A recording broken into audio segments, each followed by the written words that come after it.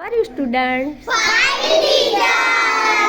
જો આ બધી વસ્તુઓ લીધી છે. જો પાન, પિસ્તાના ફોતરા, કચુકા, મણકા, કાંકરા, લખોટી, એ બધી મૂર્ત વસ્તુ વડે આપણે અલગ અલગ જૂથ બનાવવાના છે.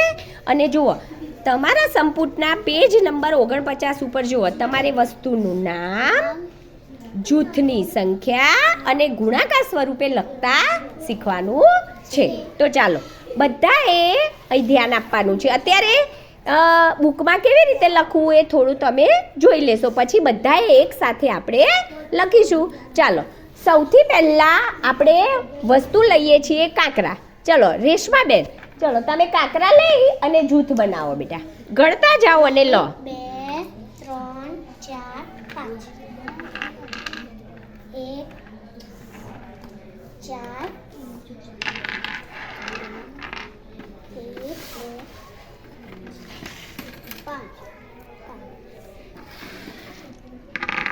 ચાલો રેશમાબેને કેટલી વસ્તુના જૂથ બનાવ્યા?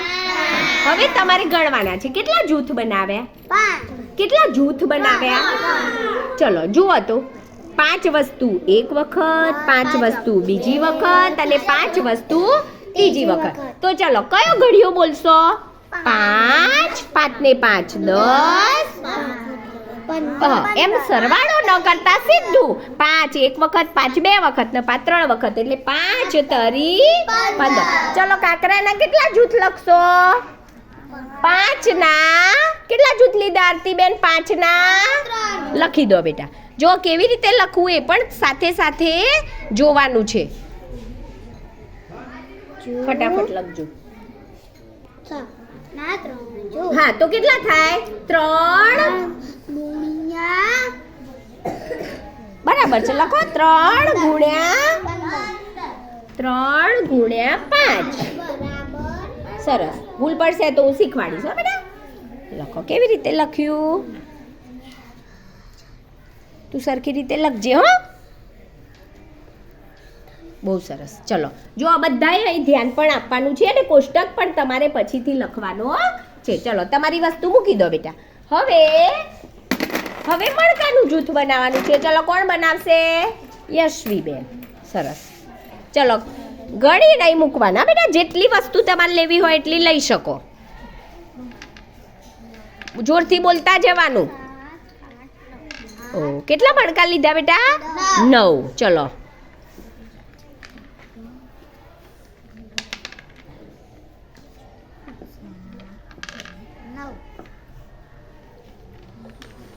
જોરથી બોલતા જો. બોલવાનું આમ 1 2 9 થઈ ગયા જોઈ લો. બીજા એ પણ ધ્યાન આપવાનું. ચલો હવે બનાવવાનું છે. ચલો 9 ના કેટલા જૂથ બનાવ્યા? 2 જૂથ. ચાલો લખતા જાઓ. અહીં લખો પહેલા. શું લખશો? આનું નામ લખો મણકા. સરસ લખી નાખો બેટા. અરે વાહ ભાઈ, શાબાશ. 9 એક વાર, 9 બે વાર, એટલે 9 ના 2 જૂથ. 2 ગુણ્યા 9 બરાબર 18. વાહ ભાઈ, 9 ના 2 જૂથ બનાવ્યા તો 2 ગુણ્યા, શાબાશ બેટા, 9. 2 ગુણ્યા કેટલા બેટા? 9. હા, ખૂબ ધ્યાનપૂર્વક લખવાનું, ઉતાવળ કરવાની નહીં. ચલો સરસ. હવે કચુકા.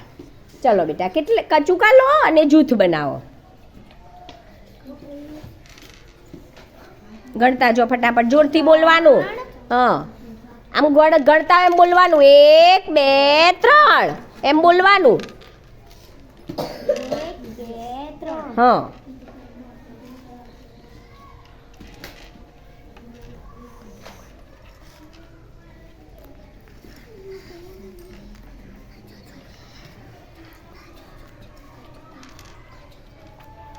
ચલો કઈ વસ્તુ લીધી? ચલો કચુકાના કેટલી સંખ્યાના લીધા બેટા? કેટલી સંખ્યા લીધી એક જૂથમાં? ચલો ચલો કેટલા જૂથ કર્યા ભાઈ? 3 કચુકાના. ચાલો ગણો તો એક જૂથમાં કેટલા છે? આ જૂથમાં એટલે કે એક જૂથમાં દરેક જૂથમાં આપણે કેટલી વસ્તુ મૂકી છે? 3 એમ કેટલી વખત? 6 વખત. ચાલો લખો 3 ના 6 જૂથ કર્યા તો શું આવશે? 6 ગુણ્યા 3 લખો બેટા. 3 ના સાચું 3 ના 6 જૂથ. અરે વાહ ભાઈ. ચલો હવે ગણો તમે નાયરા બેન કેટલા થશે? 3 એકા 3 3 દુ 6 3 તરી 9 3 ચોક 12 3 પંચા 15 3 6 18 વસ્તુથી જુઓ જ્યારે આપણે ફટાફટ ગણતરી કરવી હોય ત્યારે ગુણાકાર સ્વરૂપે આપણે જલ્દી કરી શકીએ. જુઓ તમે આમ ગણો 3 પછી 3 ઉમેરો પછી 3 ઉમેરો તો બહુ સમય જાય અને સીધું 3 ના 6 જૂથ એટલે 6 તરી 18. આ તો આપણે એક ગણ્યું પણ સીધું ગણવું હોય તો ગણી શકાય. 6 તરી 18. ચલો ખૂબ સરસ. તમારા મણકા લઈ લો. તમારે લખાઈ ગયું બેટા? ખૂબ સરસ. ચાલો હવે આપણે લઈએ છીએ પિસ્તાના ફોતરા. ચલો બેટા તમે પિસ્તાના ફોતરા ગણી અને જૂથ બનાવો.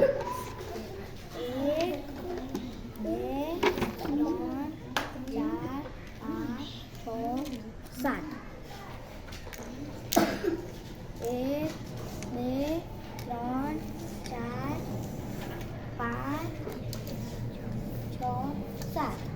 ખૂબ સરસ. ચલો કેટલા ફોતરા લીધા બેટા એક જૂથમાં?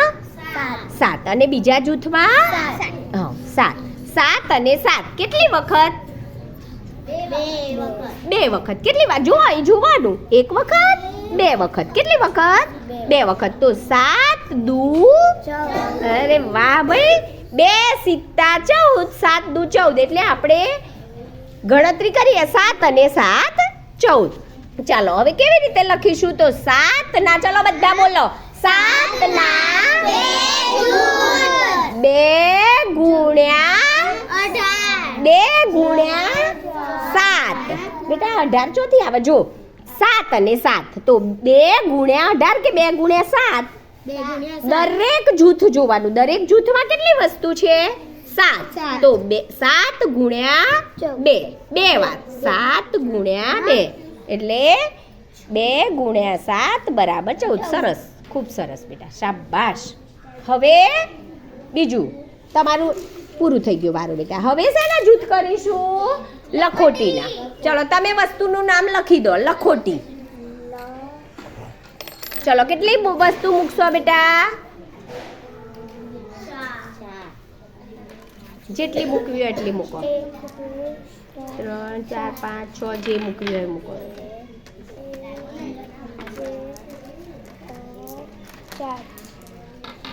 1 2 3 4. ચલો જીયાએ લખોટીના કેટલા જૂથ બનાવ્યા? 5 જૂથ બનાવ્યા ને એક જૂથમાં કેટલી વસ્તુ છે? 4. તો કોષ્ટકમાં શું લખવાનું કે ભાઈ 4 ના 5 જૂથ. અરે વાહ ભાઈ સમજાઈ ગયું. 4 ના 5 જૂથ તો ગુણાકાર થશે 5. બોલો બધા 5 ગુણ્યા 4 બરાબર 20. જો 5 ચોક 20 એમ સીધું પણ તમે બોલી શકો. જો 4 એક વાર 4 દુ 8 4 તરી 12 એટલે સીધું બોલાય 4 એ દરેક. જો તમારે શું જોવાનું? એક જૂથમાં કેટલી વસ્તુ છે? 4. અહીં જોવાનું બેટા. એક જૂથમાં કેટલી વસ્તુ છે? 4. તો જૂથ કેટલા છે? જેટલા જૂથ હોય એનો ઘડિયો બોલવાનો શરૂ કરી દેવાનો. 5 જૂથ છે તો 5 નો ઘડિયો ક્યાં સુધી બોલવાનો? 4 સુધી. એટલે આપણને ફટાફટ ફાવી જાય. ચલો હવે કઈ વસ્તુ રહી ઋષિબેન? કઈ વસ્તુ રહી બેટા? પાન. ચલો પાન લખી દો બેટા. પાનના જૂથ બનાવે છે આ ઋષિ. ચલો કેટલા? 2 વસ્તુ લીધી. સરસ બેટા. 1 2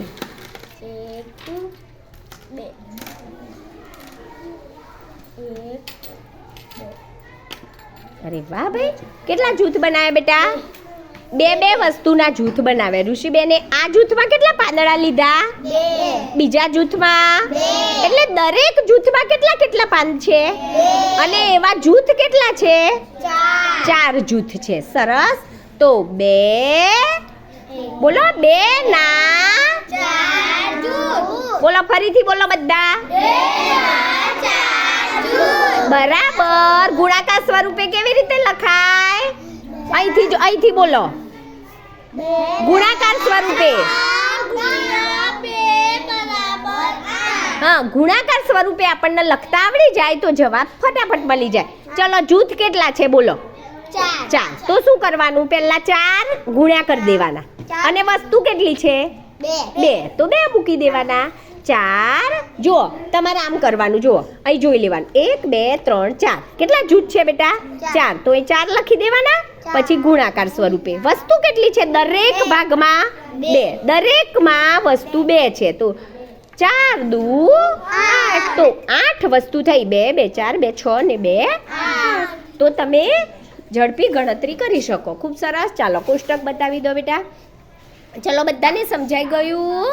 તો બધાએ આ રીતે કોષ્ટક